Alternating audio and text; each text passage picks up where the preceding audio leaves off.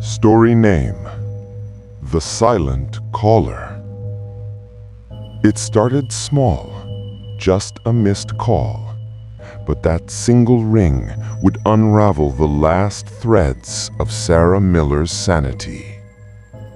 Sarah lived alone in an apartment on the outskirts of Seattle, a quiet, rain-soaked city that never really slept.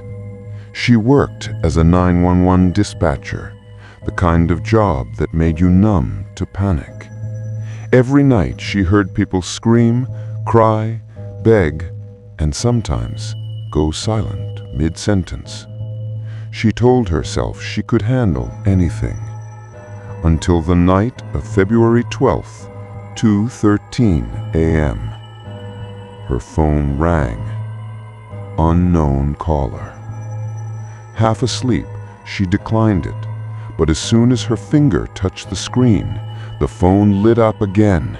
Same number, same time. She let it ring out. Then she heard something strange, a faint echo of her own ringtone playing from the hallway. She lived alone. When she opened the door, there was nothing there, just the distant hum of rain against glass. She went to sleep. The next night, it happened again and again. By the fourth night, she finally answered. "Hello?" At first, there was only static, like a radio between stations. Then, softly, "Can you hear me?" The voice was faint, but it was hers. Sarah hung up instantly, her chest tightening. She tried calling the number back. "Invalid number," said the robotic voice. The next morning at work, she ran the number through the dispatch database. Her co-worker Brian raised an eyebrow. "There's no record of it. No provider, no SIM origin. You're sure it's not one of your prankster friends?" "I don't have friends who call me from nowhere," she said flatly. That night, she powered her phone off before bed, but at 2:13 a.m., the screen lit up on its own. The call was coming through again, while the phone was turned off. A week later, things got worse. Sarah's phone began recording by itself. When she checked her gallery, she found several audio files titled 2:13 a.m. record. In the recordings, she could hear her own voice whispering, "Can you hear me?" And in the background, something breathing, slow, wet, mechanical. She took the files to Brian. "This sounds like feedback, but why does it sound like you're underwater?" That night, Sarah decided to trace the signal herself. She used an old police program that triangulated nearby transmission sources. The location it gave made no sense. An abandoned radio tower 3 miles outside town. Locals called it the dead signal. Built in 1964, it was supposed to broadcast emergency frequencies, but the engineers shut it down after several workers died during construction. Their cause of death? Unknown electrical surges and auditory hallucinations. She should have left it alone. But curiosity has a sound, and hers was calling. On the night she went, the rain had stopped. Mist hung low, and the forest smelled of rust and damp leaves. The tower loomed ahead, tall and skeletal, its red light blinking weakly.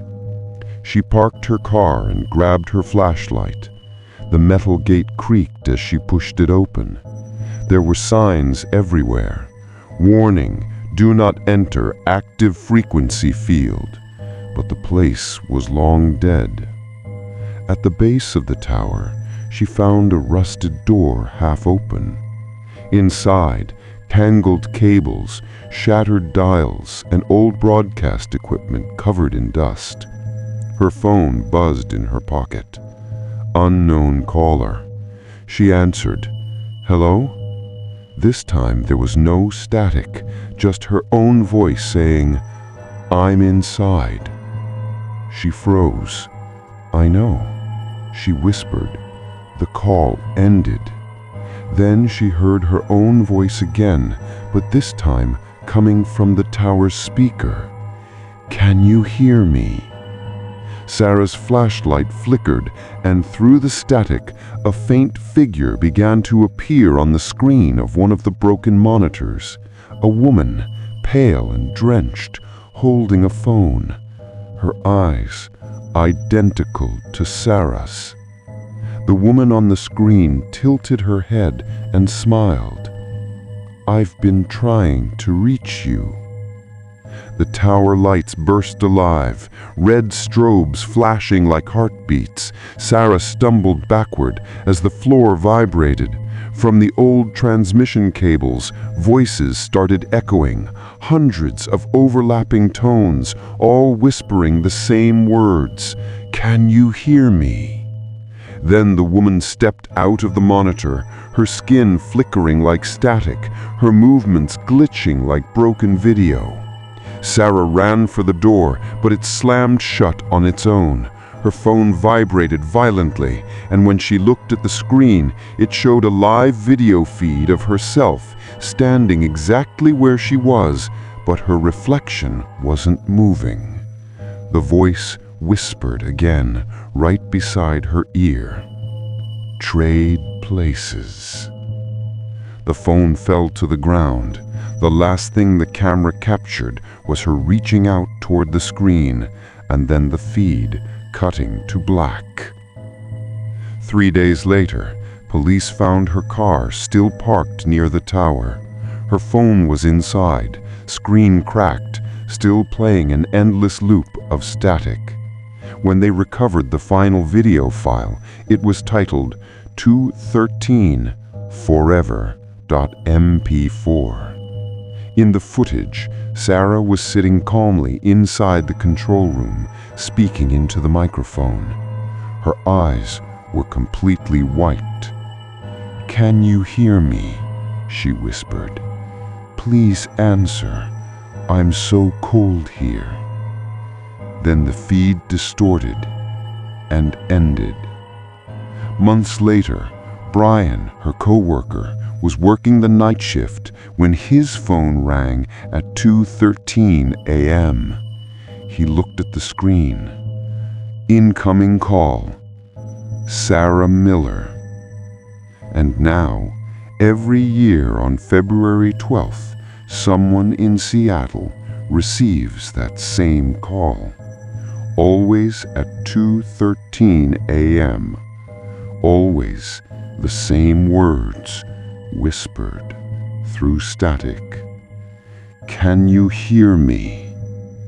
And if you answer, your number replaces hers in the signal.